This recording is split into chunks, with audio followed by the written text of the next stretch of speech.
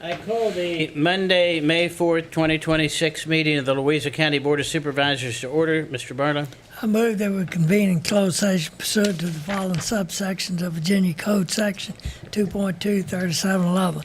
One, in accordance with Section 2.2, 3711, A8, consultation with legal counsel employed or retained by a public body regarding specific legal matters requiring the provision of legal advice by such counsel. Been properly moved and seconded. We go into closed session. Any discussion? All those in favor signify by saying aye. Aye. Any opposed? Motion passes. We're in closed session. I apologize.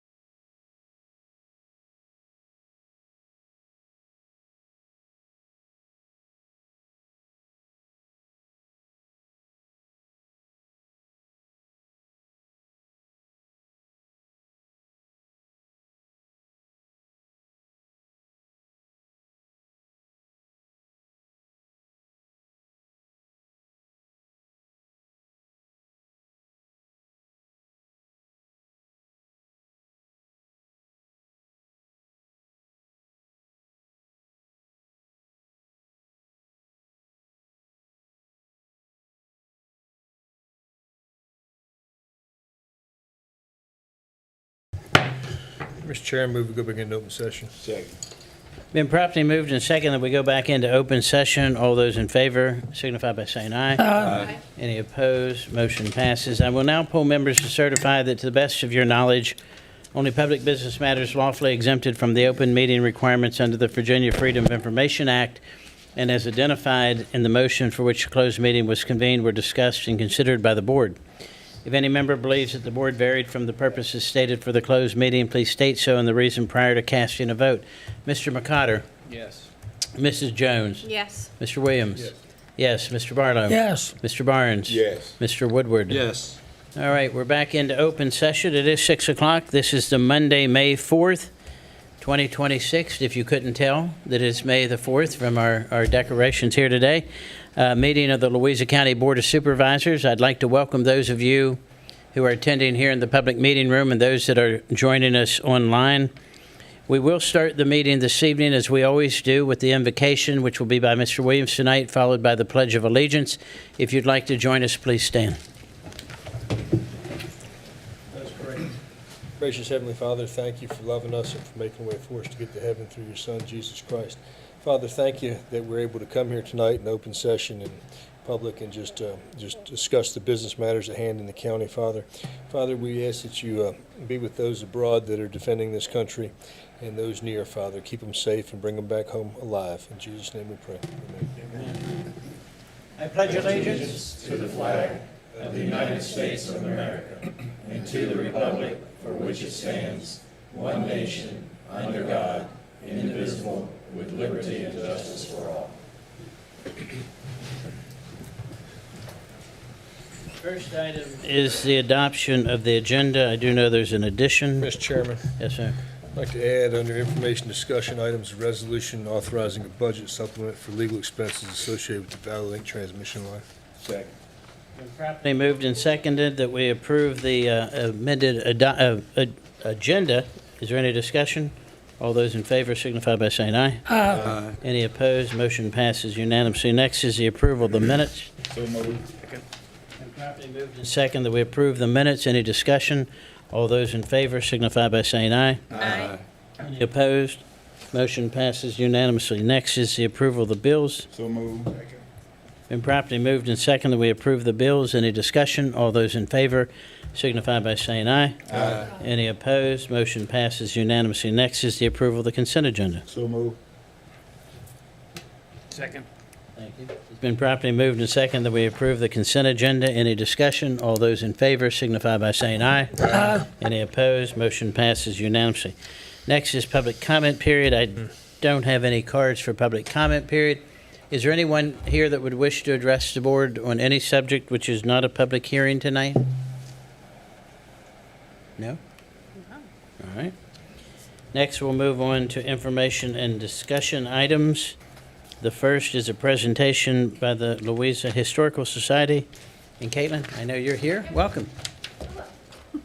How are you all? Sorry I missed you 2 weeks ago.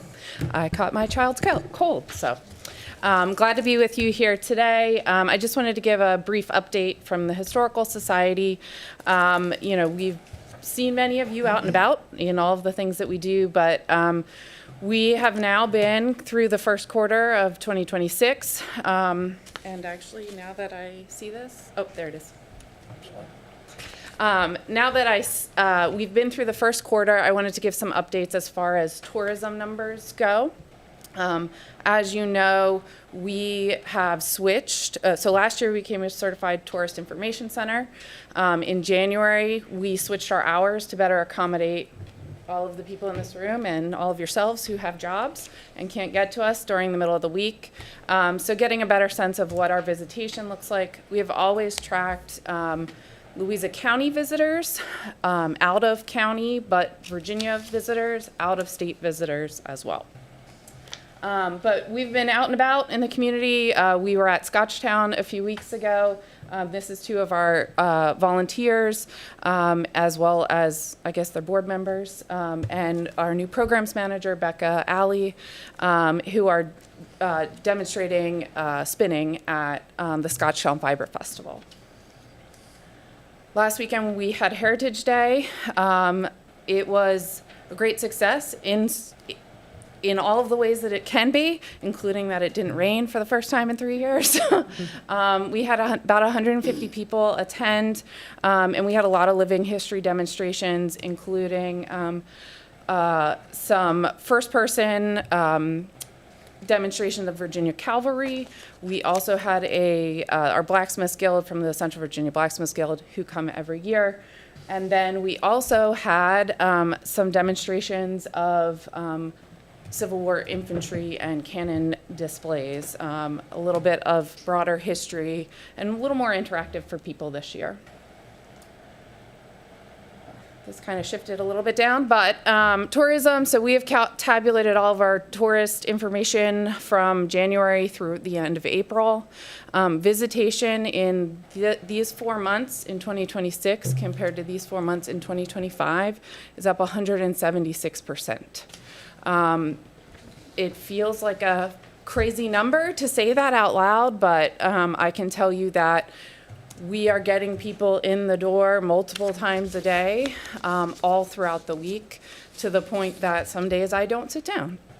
The largest jump of that tourist visitation has been in out-of-county Virginia resident tourism. Last year, in these 4 months, we had 15 Virginia residents who were not from Louisa County come. This year, we've had 84.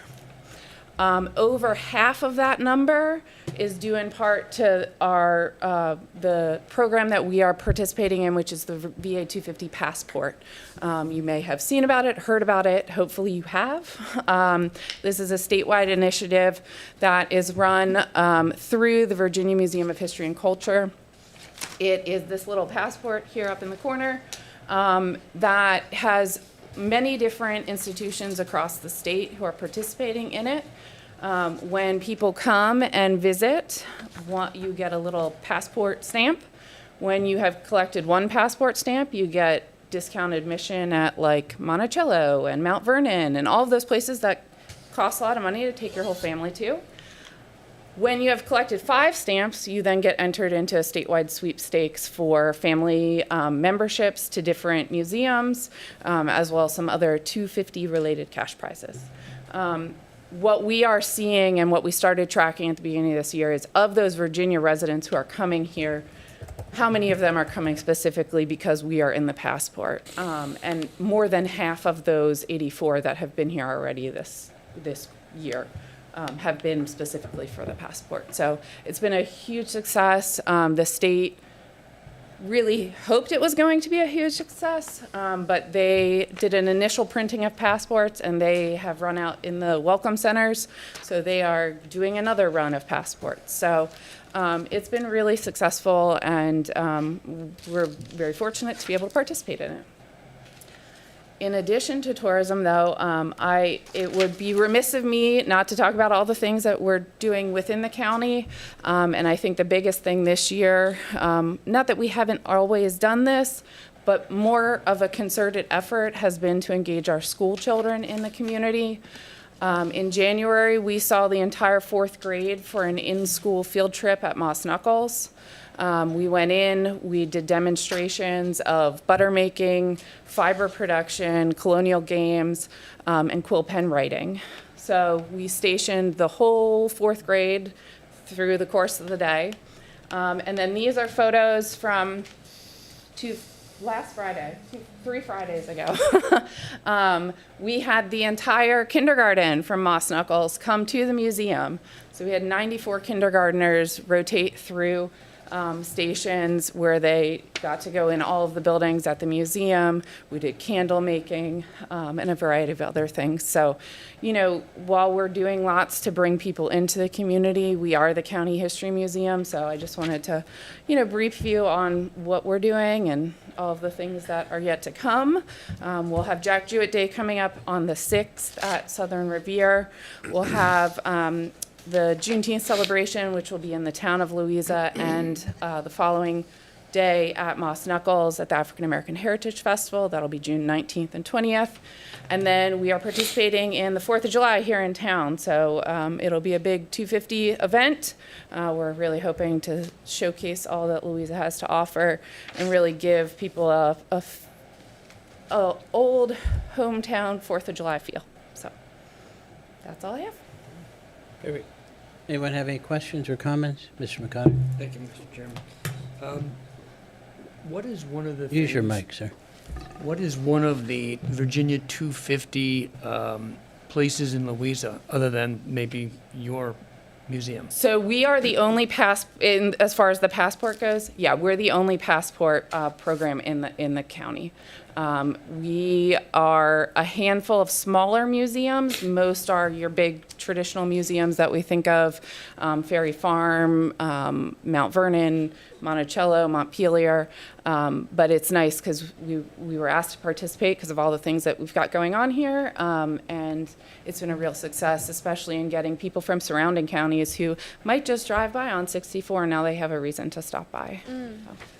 May I suggest we don't wait 250 years to do a similar program? No, and that's one of the things. Cindy and I we've been tracking some of this data for the tourism purposes, but I was not astonished because there are days where I sit down, I'm like, I have no idea what just happened today. There have been so many people through the door. It's nice to see the data reinforce that. Good. So. That's awesome. Anyone else? You know, just a quick comment, because I was listening, but you said something that made me look up for a second. Just recently, we had Firefly here that was talking about our fiber project, which county is now about 99.5% complete. And then you were also talking about we had a fiber making. It's just interesting. Obviously, different kinds, but it Fiber's shows changed over the years, hasn't it? fiber's changed, but it has. It shows the evolution of Louisa County from early 18th century to where we are now. So The fiber on the wheel. it was just kind of an interesting bookend to Yeah. me when you said that. I think that's great because, obviously that's internet fiber, but it's one of the things that we really like doing with kids. For instance, we'll be standing outside under a tent, a modern tent that you buy at Walmart, right? And we are explaining to kids that the same process that made this tent is how people made their clothes, right? In order to get this tent, you have to have fibers, even if they're plastic fibers, right? They still have to be made into thread, then into string, right? In order to make the full cloth. So it is really, I think it's an important thing in showing kids how we go from one thing to the next, Yeah. and how long it took to get anything done back in the colonial period. Yeah, absolutely. Thank you very much. Thank you for the Yeah. update. Appreciate it. The next is a resolution authorizing a budget supplement for legal expenses associated with the Valley Link transmission line. Want to read that? Sure. The resolution, should it pass, would read as such. Whereas the Louisa County Board of Supervisors at its meeting on Monday, March 16th, voted to approve a resolution in opposition to the Valley Link project in Louisa County. And whereas the board would like to allocate funding for potential legal expenses associated with Valley Link transmission line in the amount of $250,000, excuse me. Now therefore be it resolved on this 4th day of May, 2026, that the Louisa County Board of Supervisors authorizes a budget supplement in the amount of $250,000 to the county attorney's contingent legal fees budget for potential costs associated with the Valley Link transmission project. The source of the funding is the general fund balance. So moved. Been properly moved and seconded that we authorize a budget supplement of $250,000 for legal expenses associated with the Valley Link transmission line. Is there any discussion? Mr. Chairman? Yes, sir. Just a quick question. We're allocating it, doesn't mean we have to spend it. Is that right? No, when we allocate We're, it, we're budgeting it. That doesn't mean we have to spend it. no, unless we get bills that would come in Of against course. legal bills, which we are in the process of utilizing outside counsel. And other counties are going to participate in this process as well. That's correct. This would match, right now, the $250,000 that Goochland has appropriated, our $250,000. I think we'll see, I'm not going to call them out by name and put them on the spot, but I think we'll see several counties follow suit very quickly to match this type of appropriation. Because as we've talked about before, and Louisa hosted, excuse me, Louisa hosted a regional summit where all 9 counties were invited. All 9 counties did not attend. I'm going to talk about it during supervisor comments in a minute. But the vast majority are taking a regional approach. We think that we're stronger working as a collaborative group than we are individually in individual counties. Thank you. Anything else? And I would like to add, because there's some people here, I see Ms. C's here, who's been very, very active, and I appreciate your activism on this issue. I think it's very clear that this board has heard our citizens and engaged with our citizens and understand our citizens' concerns about Valley Link's potential project. And we are listening, we are working, we are taking action, we are being collaborative, and we're doing the things that I think we need to do to make sure that we can have an impact on this project that reflects the concerns of our citizens, and I think reflects the concerns of everybody that's sitting around this table. If there's no further discussion, all those in favor signify by saying aye. Aye. Any opposed? Motion passes unanimously. Next is under new business action items, and this is bid be you, Ms. Colvin, a resolution to appropriate the fiscal year 2027 operations and maintenance budget. You were anxious to get that out, weren't you? I thought I was next. Chairman, members of the board, this is a resolution. At the last meeting, you adopted the 2027 operating budget, and this is to appropriate that budget. No changes to what y'all adopted last time. So moved.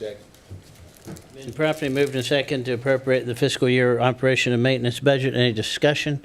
All those in favor signify by saying aye. Aye. Any opposed? Motion passes unanimously. Next is a resolution to appropriate the fiscal year 2027 capital improvement plan. Ms. Colvin. Yes, we adopted the capital improvement plan at our last meeting. There have been no further changes, and this is to appropriate those funds effective July 1. So moved. Second.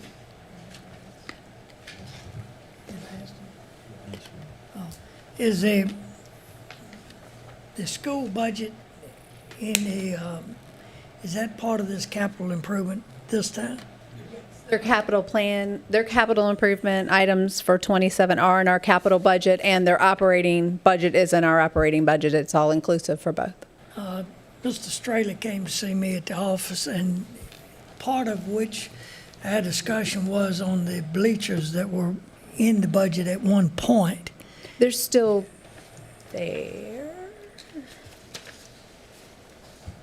Some of the items he moved to the new fiscal year, to this current fiscal year, but the bleachers are still in there for 27, and that was adopted at the last meeting. Damon said he had funding for that and was removing it, so I don't know why it He didn't get. did not pass that over to me. We can remove it. We'll change, we'd have to readopt, but I have not heard that from their finance director or Mr. Straley at this time. Ms. Colvin, in order for the project to move forward in 27, we'd have to get board approval anyway, would we not, when it comes time on that specific project? So we'd have an opportunity to check on that before any money was actually expended. Supervisor That's in Barlow? 27. This is Yes. in 27, yeah. So if he has it, unless he's doing it in 26, he would have to ask for a resolution, so this would take care of that. It's It for wouldn't- 27, but he made the trip down to the office to specifically remove that. So I'm not sure why it's in there unless it's for 2027 and is to be removed from that. I'll follow up, and we'll get back to you on it, sir. We can always yeah. go ahead and appropriate, and I can deobligate it if we find that's the case. I can do a resolution to deobligate, absolutely, if you would like. I'd just like to find out about it because I didn't ask for it. He came down and Yeah, said that I'm he did sorry, I not need it. hadn't talked. Mr. Chair, I don't know. Yes, sir. I'd like to go ahead and appropriate it, and they got to come back to us anyhow. Yeah. And then if it comes back, you can get your questions answered. If it's appropriated, though, he doesn't have to come back to us. Yeah, does we he? have It them does. come Capital forward and project, ask to come back. proceed with the project. We have them come back with all their projects to proceed, like y'all just approved a few I'd to just do in like to find out 26. why it was removed and then He can now come it's back. back in there. He can come back to you. Okay. Yeah, it hasn't been, he hasn't requested it to be removed to me yet. Maybe it's something he was considering asking, but Yeah. It's totally up to y'all. Y'all let me So know. move. I second it. Yeah, we did. I'm sorry. There's a motion second on the Yeah, floor. okay. We Okay. did. Any other discussion? Mr. Chairman, Yes, sir. I'll go along with it, but I do think Supervisor Barlow's concern needs to be addressed.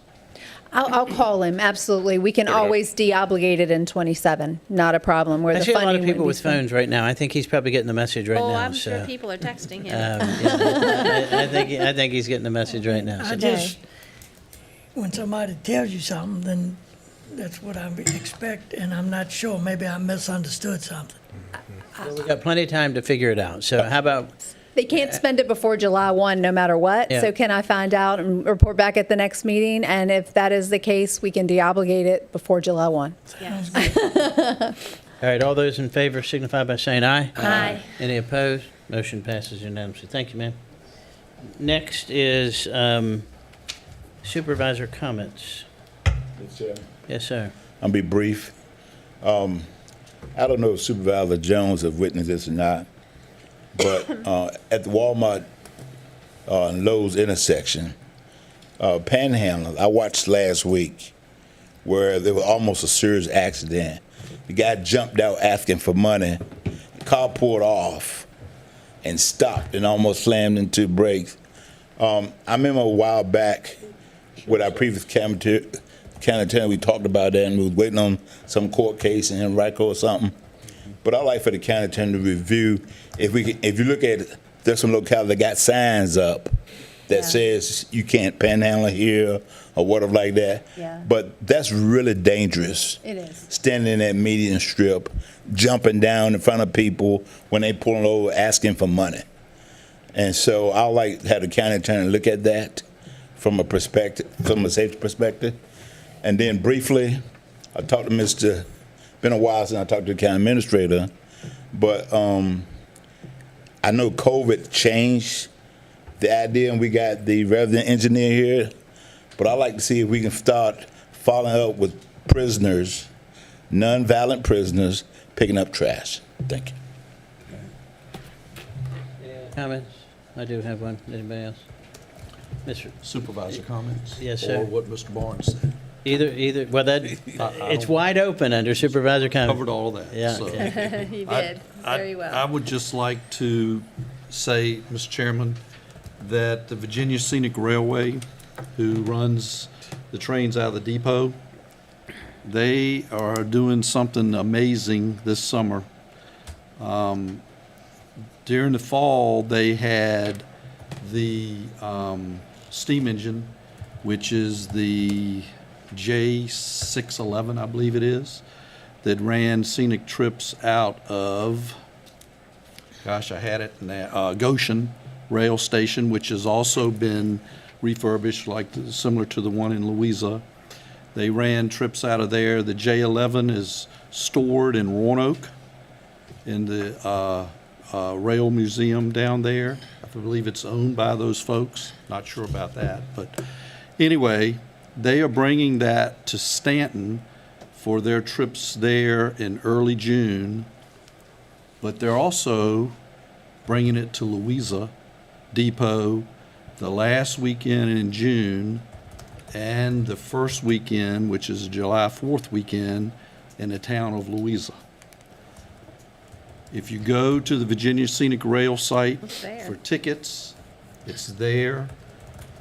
They have multiple different levels of cars. So what we experienced back at Christmas time, when if you rode on it, that's probably when you rode on it, where it was mainly dinner cars that sat very few people. These cars are going to be passenger cars mainly, of different variety, passenger cars. One of them's actually a dome car that's got the glass dome at the top. So it's different price ranges for it. There will be people from all over the country coming in to the town of Louisa those 2 weekends to ride on this train. That Sunday, the 5th of July, is already sold out. It's been sold out for weeks now. The other ones are getting shorter on tickets as well. So I just ask the folks in Louisa County if we would just see if we can't participate in that, and/or tell your friends and people that this is going to be here, because it's very special for train. If you go online and look at the J611, it's very sleek looking. It's not like the old early steam engines. It's very much I would say a 50s type of sleek design, kind of bullet looking thing. For that to come to the town of Louisa and Louisa County is a really big deal. I mean, the people that follow steam engines, it's a special time. And so I think we need to do our best to support it. And it would be very much appreciated by the Buckingham branch folks that own Virginia Scenic Railway, and will just make sure that they're even more entrenched with the Louisa Depot. So thank you, Mr. Chairman. Yeah, that's good news. It's probably be appreciated by the businesses on Main Street of Louisa and everywhere else in the county, and Mineral and everywhere else, to bring that number of people into Louisa County, into the town. It's Yes, sir. It's 3 trips a day. Each one of those days is 3 trips. I think it starts at 10 in the morning is the earliest one. I think they'll be able to seat 1,000 people on that's how many cars they're going to be bringing in here for it. The day, I don't remember the exact day, but it's like the Thursday or Wednesday prior to June the 26th, which is that Friday, which will be the first trips out of Louisa. The train will come from Stanton through Charlottesville. It's stopping in Gordonsville, and there's going to be some type of a festival in Gordonsville that day. And I don't, they call, I'm not a railroad person, so I apologize, but they call it a Y or something, where they're able to turn some cars around that's located there in Gordonsville. It's not a turntable, but it's a Y. And so that seems to, like, that's what I've read, that's a big deal to railroad folks. But so there's going to be that over there. Then they come to Louisa, and on the 5th of July, that will be the last day. And then my understanding is the engine will go back to Stanton until it's brought back out again for probably the fall season. So to have the opportunity to ride that out of the Louisa Depot, I'm telling you, it's special. You'll hear the whistle. I can remember when I was a kid, occasionally a steam engine would come to Louisa or come through Louisa, just to hear the difference in the whistle of a steam engine to a diesel engine. For younger people in particular, it just kind of sends chills up your spine, because it's very loud and very distinct sound. So. You know, it's interesting. We just had Caitlin from the Historical Society. Tourism's up. This board has supported the Historical Society with some funding. I know the Arts Center is kicking off their summer programs. They're bringing people into the town. The mayor's here. The steam engine, the scenic railway, the 250th anniversary of the country, the hometown 4th of July fireworks show that the county's helping to fund some. There's just a lot of great activity happening in Louisa County, in the town of Louisa, that will have a ripple effect to Mineral, to Zions Crossroads, to Lake Anna. So, you know, kudos to everybody that's involved to make those things happen. And I said this earlier, and I know that increased foot traffic, that increased traffic will impact our local businesses in a super positive way. So thank you for bringing that up.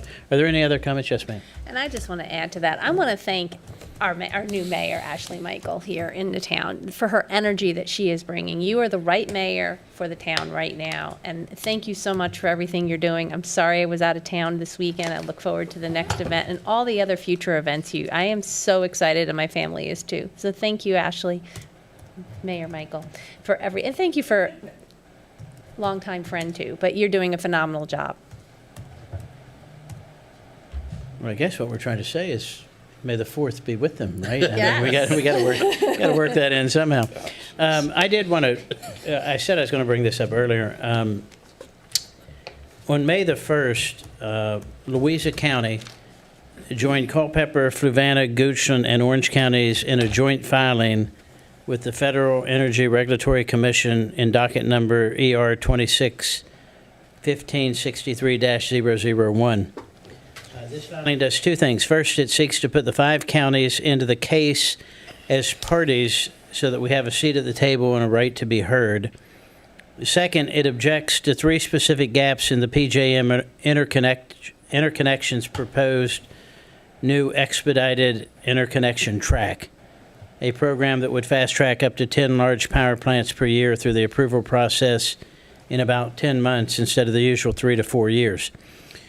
We are asking FERC to make 3 narrow fixes before approving the program. Recognize Virginia counties as siting authorities where state law gives us that role. Require developers to notify and give host localities 30 days to comment before their applications are deemed complete. And require PJM to publish after each annual application window a summary of where the new generation is being proposed and what transmission route it will require. This filing does not challenge any specific transmission line or power plant. Decisions on the route and approval of transmission lines remain with the Virginia State Corporation Commission, where Louisa County will continue to participate fully. We expect FERC to act before PJM's requested July 31st, 2026 effective date, and I want to assure our citizens that Louisa County will continue to protect its residents at every level, local, state, and federal. You just saw a few minutes ago continued commitment on behalf of the Board of Supervisors in the county with the appropriation of $250,000 towards legal fees. So, again, I'll repeat what I said earlier. This board hears our citizens. This board understands what our citizens are saying, and this board is committed to working with our citizens in regard to Valley Link. So stay tuned. There'll be more updates and more things that you'll see that are happening on both a local and on a regional cooperative basis. So unless there's any other comments, we'll move on to reports of officers, boards, and standing committees. Do we have any committee reports? Yes, sir. Mr. Chairman, I'd just like to say the Commission on Aging is having their, what are we calling it, Susan? Spring, I can't even say it. Senior and Caregiver Picnic this Thursday? The 14th, that's right. Second Thursday, and 10 a.m.? 11 a.m. Can I just let Susie come up here and explain? You want to come up and take a seat for a minute? It's going to be at Betty Queen Center, correct? I don't know. There you go. I don't know. One out of 3, Nor did I. Good job. Susan, Thank we you. hear it's Thank going to you, be at the Susan. Betty Queen Center. Is it going to be at the Betty Queen Center? Exact number or dates and things when I get up there too. But yes, it's that second Thursday in May at the Bay Queen Center, 11 to 2. Information vendors or resource vendors will be here at 10. So we did use the 10. Thank you, Susan. Does any other member of the audience have a committee report they'd like to give us? Or attempt to get. Any other committee report? All right, we'll move on to board appointments. We don't have any board appointments. County Administrator's report. Just briefly, Mr. Chairman, my report's fairly light since we just met last Monday, but there is an update on the Batty project there, and I did see that they had passed some 86% of the total passings in the multi-county total effort, and I thought it was interesting. You noted earlier the nearly 100% that we've passed in Louisa, so well out ahead of the region in terms of those fiber passings. Do keep in mind the Special Needs and Autism Awareness Festival is coming up on June the 6th, and I just want to respond to a couple of things that Supervisor Barnes brought up, if I could. The board back in 2021 did adopt an ordinance prohibiting panhandling, so that's there. I would say that's 7421 of the county code, and we can review that, make sure it's still applicable to the concerns you have, but if those issues are out there, let us know, and we can certainly work on that front. And in terms of trash pickup, CVRJ did last year for the first year in a few years, they had people that were in the facility and were at the security level that were able to come out and do some trash pickup in the 5-county region. And I've emailed the superintendent to see if he has that this year as well. So we'll keep you posted on that. Thank you, Mr. Chairman. I'm sorry. Yes, sir. Can we get the sheriff to enforce it? I'm sorry. Can we get Oh, yeah. Can we get them enforced? Yes, sir. All right, any other questions for Mr. Golden? All right, we'll move on to public hearings. Our first public hearing is a resolution approving the 6-year plan for secondary roads and construction priority list for Louisa County. Mr. Thornton, our resident engineer, for a short period longer, right? You leaving? I have not heard that.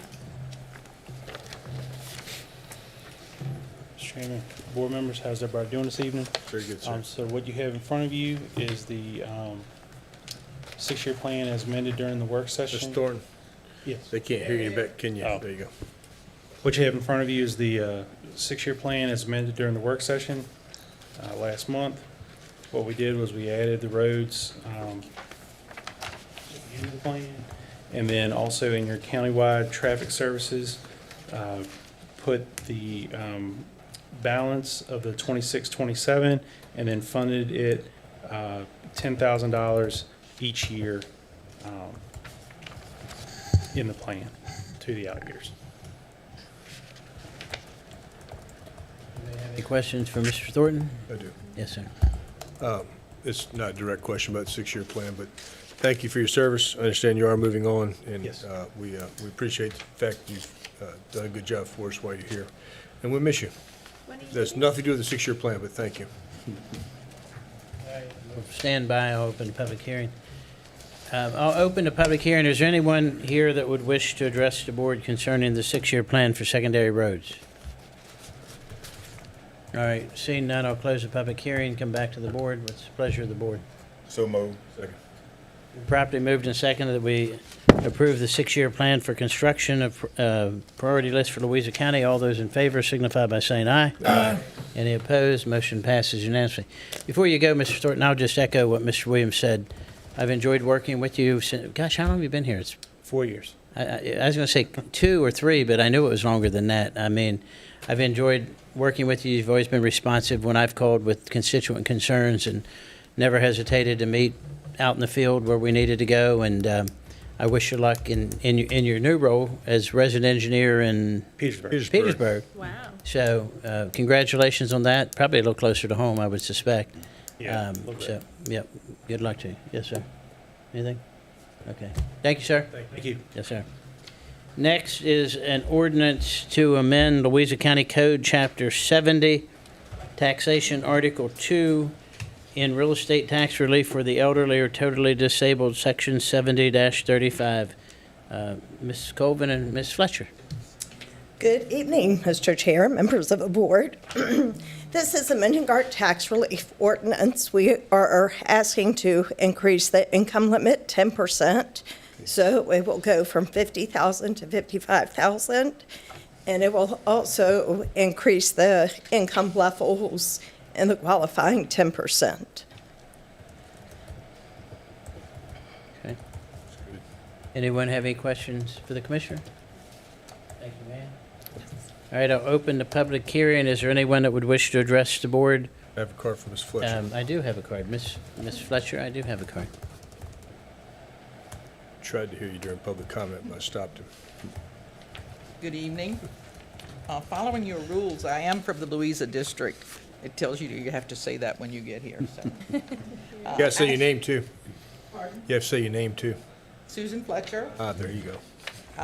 Louisa district. Actually, I'm here tonight representing the Commission on Aging because I thought your proposed change to the income level for tax relief for the elderly, that's really an awesome thing, and I want you to know that the commission it really appreciates that effort, and that you all actually did that without us coming and asking for it. Although I will tell you, we have a committee working on what a lot of counties do that we may offer you some suggestions in the future. There are just some other things that other counties do. Use the microphone. Pardon? Use the microphone. Oh, I'm sorry, not close to the microphone. There. I'm usually so loud you can hear me anyway, but the microphone is good, and you all really need to too, because a lot of it, I miss what you say. But we do appreciate that, and also that sliding scale will change a bit, and that's really good. Anything that we can do to help seniors stay in their home and afford their real estate taxes in the county. We really want to do that. And we just, obviously I'm in support of that, and we thank you for that. And I was going to tell you, we are having a picnic for our folks, and if you pass this, this gives us another opportunity. Stacy and her staff will be there to let people know about this change. It'll make the difference for some people whether they qualify or not. So that is on Thursday, May the 14th at 11. But if you can come and flip hamburgers or cook hot dogs and help us out, just come on about 10. Manning's pretty good at that, and we hope to see you there. Thank you. Thank you, ma'am. Is there anyone else that would wish to address the board? All right, seeing none, I'll close the public hearing. So moved. Second. Been properly moved and seconded that we adopt this ordinance. Is there any discussion? Yes, Mr. Chairman. Yes, sir. Can somebody do a flyer that we can send out to the churches so they'll know to be there to get signed up?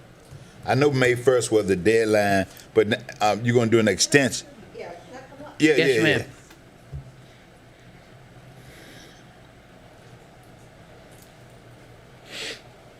Yes, I talked to Cindy today. We're going to get some stuff out, Okay. Publications, flyers, brochures out there. We'll extend the deadline to Okay. June 1st. We'll be at the Commission on Aging picnic. We do have 9 applicants that applied this year that did not qualify because they were over 50,000. So we're going to reach out to them to let them know that because of this change, they now qualify and they will be approved for the program this year. Thank So we're you. going to work as hard as we can in the next month to get the word out there to capture as many people Thank who you. may qualify at this point. Thanks. Yes, sir. Thank you, ma'am. Any other comments, questions? All those in favor signify by saying aye. Aye. Any opposed? Motion passes unanimously. Next is a resolution to approve or deny conditional use permit request CUP 2026-02.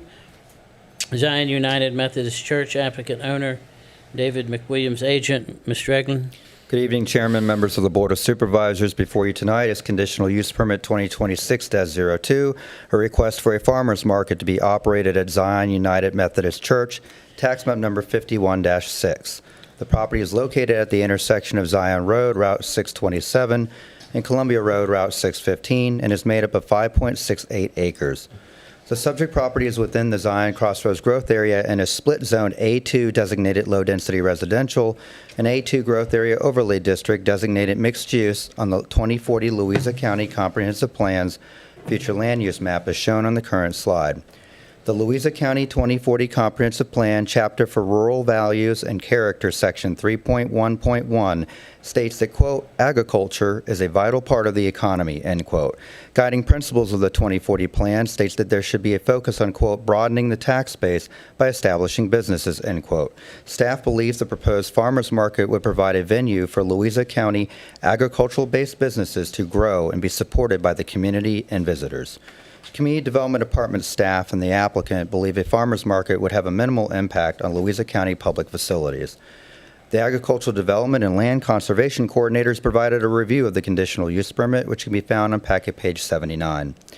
A neighborhood meeting was held on March 11th in which no citizens attended. The Planning Commission on April 9th, 2026 voted unanimously to recommend approval of the farmers market with 11 conditions for the Board of Supervisors consideration this evening. This concludes the presentation. The applicant's present and ready to give you a presentation. Staff's here to answer any questions you may have. Does anyone have any questions for Mr. Eglin? Yeah, I do. Are farmers markets required to get a CUP no matter where they are in the county? So farmers markets require a conditional use permit in every district that does not allow it. So there is no by right district, unfortunately, at this time that So permits the answer is farmers markets. yes. Yes, the answer is yes. Okay. All right. He was getting there. This is a church that applied for this? Yes. That is correct. Is there a fee charged? There's no fee charged. Okay. I'm good. Thank you. Yes, ma'am. Question.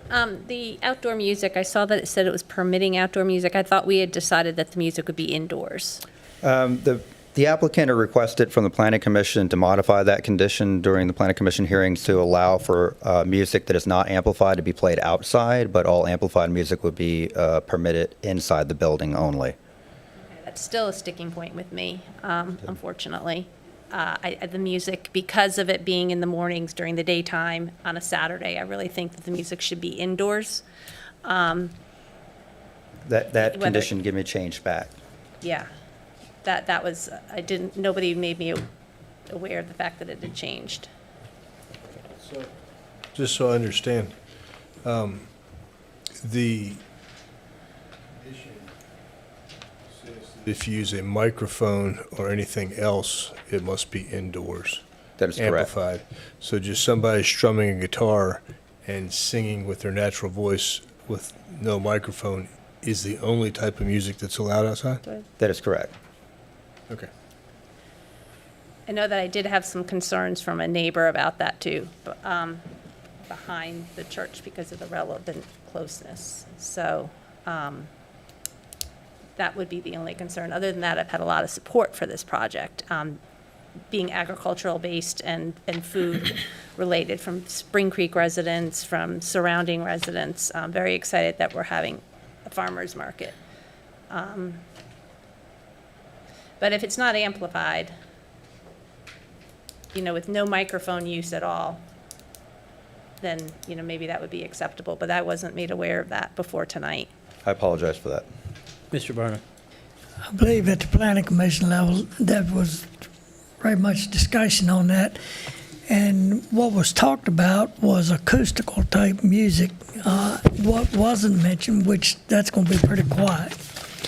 What wasn't mentioned was brass instruments such as a band or something like that. And I don't know that that was discussed. I don't recall that having been discussed. So the applicant may want to address that. Certainly somebody playing a guitar is not going to be No, I agree. Somebody playing a guitar would be fine, but a big, drums and like a high school band or something. That could be significantly different. So you might want to. yeah. And I just know that the neighbors, and full disclosure, I'm a neighbor too, but the neighbors that are around that church, and I don't mow grass, but they're very respectful. They don't mow their grass during church services. They try to keep the noise down for the church. So I just kind of think, and then the neighbor behind did bring up a question about that. I think that we need to just look into what type of music they're talking about playing amplified or not. Absolutely. I think if he added, something to the effect of acoustical music instead of, a brass band, that would, Fair. yeah. Yeah. So just real quickly, Ms. Ragland, and maybe I'm not saying it, it's here. Is this a 12-month farmer's market? Yes. A specific day that it's limited to? It's not limited to a certain day. Their narrative states they'd like to limit it to Saturday voluntarily, but there is not a condition in the conditional use permit would limit it to Saturdays only at this time. What about hours? There is not a limit to hours in the conditional use permit, but I will state that there is a guiding procedures condition 9 that references their narrative. So essentially, if whatever's in their narrative, the way that we vote on this evening, they will have to follow. So if in their narrative, they do limit it to Saturday at a certain time period. And the narrative would be part of the approval letter. Which A plus A equals B and B equals C, so A is equal to C. So it is limited to Saturdays from 10 to 4. Because condition 9 says they'll use the guiding principles, right? Correct. Okay. And you can find those starting on page 95 of your staff packet. So no earlier than 10 a.m., no later than 4 p.m., Saturdays only.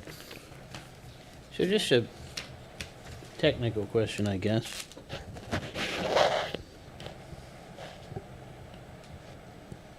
So if the guiding procedures, and I'm looking at it, shop right on it, why would that not be part of the It is. conditions? It is. I mean, Right there, number 9. It is The through guiding condition 9. procedures so will the be, guiding, where it does say the guiding position is number 9, this then becomes part of the CUP approval. That am is I right? correct, the way this conditional use permit is written, as opposed B to equals B, B equals specifying C, A individually. equals C. Okay, okay. This, never seen it done that way, just asking. All right, anyone else? The applicant's here, I know. Sir, do you want to give a presentation, or?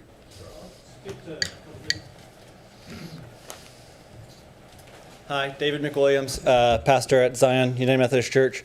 So yeah, the basic idea here is to have a farmer's market. The sort of motive behind it is to create third place for our community, a place where people can gather and get to know one another, develop relationships.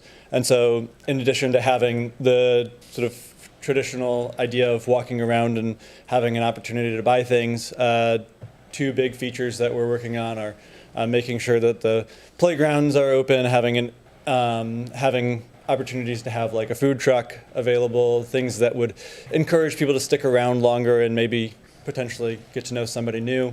And then the other thing that we're working on is applying for to qualify that SNAP benefits would be matched, so that somebody who receives SNAP EBT would be able to bring their card. They'd come to the main desk, they'd swipe it, and so say they plan to spend $20, the federal government actually, or Virginia state government, matches that, and so it now is worth $40, which is beneficial to them to be able to purchase more food, beneficial to the farmers who are selling it because they're getting paid the full amount. So, so those are the two ways to sort of working into community. The music feature, we can certainly include any of the conditions that you would find helpful, limiting not having brass instruments. The goal is not to sneak anything through here by changing it. The goal is in thinking about as this develops, if you have a particularly beautiful day, the winds are calm, you have an opportunity to find some local musician, high school choir, who would be able to perform in a space where people would be able to hear them while they're walking around the farmer's market and not necessarily have to go into a separate thing. But yeah, tons of respect for our neighbors. Is the condition already around the noise limit, and so decibel limits are going to play into, if you're playing a brass band, they're going to exceed 60 and whatever the language is. But if there's anything that sort of helps to clarify that or bring comfort around what it is, because I realize that conditional use permits stay with the property, and so while the church has no plans to go anywhere, if it's helpful to put it in there, I'm not going to stand in the way of it. Any questions of the app? Don't leave. I have a question. Don't leave. Do you have any questions, Ms. Jones?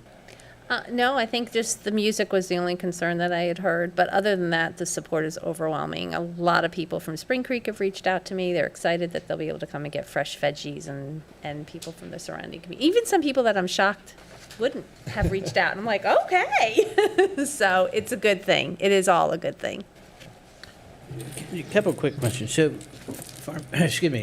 farmers market, I stop at a lot of them. Mineral has a big one. Mm-hmm. But you see at the Minerals Farmers Market, you see vegetable, you see food, homegrown vegetables, fruits, that sort of thing. But you also see things like crafts, where people are selling belts and throws and model cars and all that sort of thing. You also see them selling plants, tomato plants, pepper plants, flowering plants and things like that. And then I've seen some, this is not mineral, but I've seen some that almost kind of have a yard sale type of atmosphere to them, where, I don't know, it looks like some of the booths are a yard sale. I mean, what do you envision? I mean, are you limiting it, when you say a farmer's market, are you limiting it to what? Yeah, the goal is agricultural-related goods, products, foods, ways particularly to take things that were part of the agricultural side of this community and to make them available to people who otherwise wouldn't have access. To my knowledge, Like, I don't think there's a conditional use permit needed if we wanted to have a yard sale. I'm not at all that's not going to be the route that we pursue. So as far as the actual vision for it, it's agricultural products. Some of that might be things like taking wool from sheep and turning it into something. But again, most of it is, the goal is to make fresh vegetables available to people in the community. Out in the wintertime.